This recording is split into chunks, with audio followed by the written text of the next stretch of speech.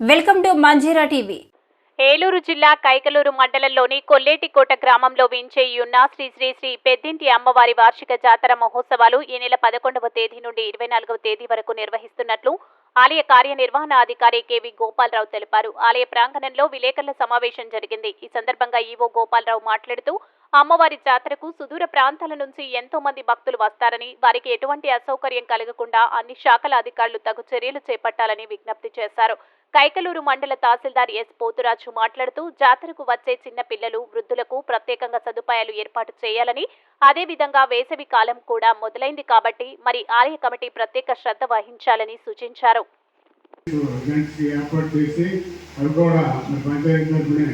నిర్ణయం తీసుకుని చేయాల్సి కాబట్టి అందరూ మీటింగ్లో గతంలో జరిగిన మీటింగ్లో కూడా ఈ విషయాన్ని చర్చించడం జరిగింది. కాబట్టి దానిపైన పంచాయతీ వారు ఏ నిర్ణయం తీసుకున్నారో సర్వముఖంగా తెలియజేయాల్సిందిగా కోరుతున్నాం.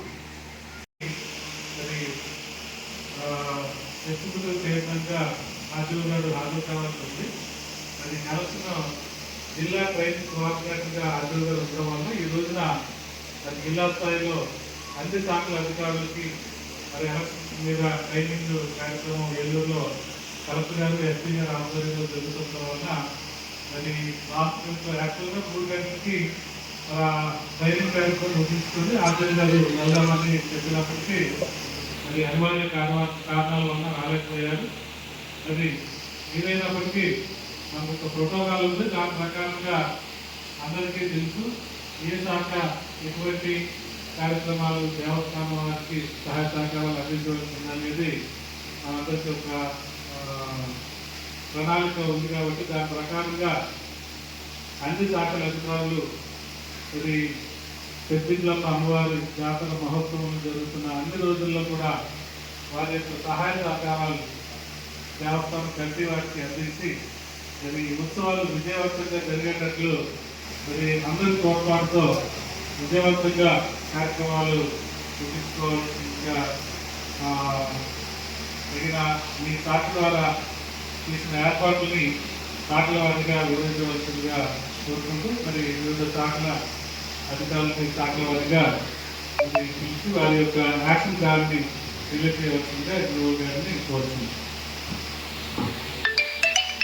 ఈ వచ్చే భక్తులకు కావాల్సిన ముఖ్య వసతులు పార్కింగ్ ఏర్పాటు కానీ, వైద్య సదుపాయాలు ఏర్పాటు కానీ, పోలీసు వారి బందోబస్తు కానీ, వాహనం నిలుపుతాము కానీ, మంచినీటి సరఫరా కానీ, రోడ్ల కూడా ఎలక్ట్రిసిటీ కపోసం సంబంధించిన చేయవలసిన కార్యక్రమాల గురించి ఈ సమావేశం చర్చించి ఒక నిర్ణయం తీసుకోవడం జరుగుతుంది.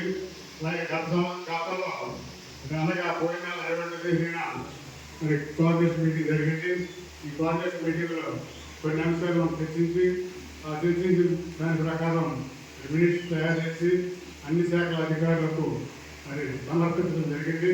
దానిపైన ఈ రోజున శాఖల వారీగా వారి పేరు ఏర్పాటు గురించి తెలియజేయాల్సిందిగా కోరుకుంటూ ఈ సమావేశాన్ని ప్రారంభించవలసిందిగా మన కైకలూరు ఎంఆర్ఓ గారిని కోరుకుంటున్నాను.